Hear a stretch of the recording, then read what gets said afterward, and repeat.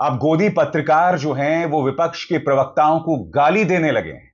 अब शब्द बोलने लगे हैं, बेवकूफ शब्द का इस्तेमाल कर रहे हैं।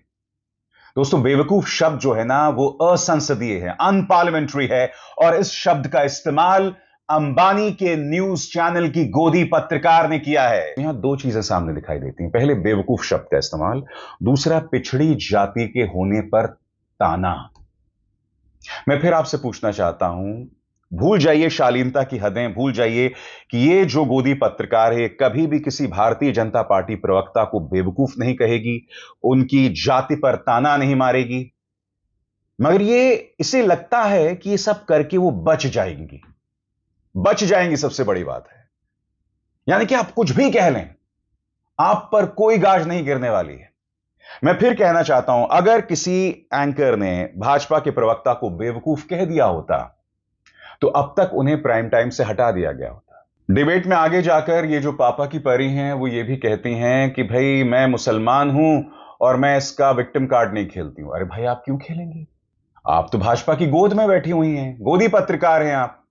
आज गोदी मीडिया ने तमाम हदों को पार कर दिया। दोस्तों, याद कीजिएगा, दिल्ली की मुख्यमंत्री रेखा गुप्ता, इन्होंने क्या कहा था? दुर्गा पूजा में प्रधानमंत्री नरेंद्र मोदी की मूर्ति लगाई जाए मां दुर्गा के साथ।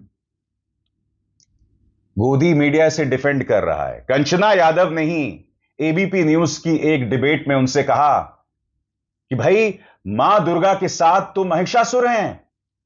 तो आप देखिएगा पापा की परी किस कदर बौखला जाती हैं। सबसे पहली बात मैं आपसे पूछना चाहता हूं,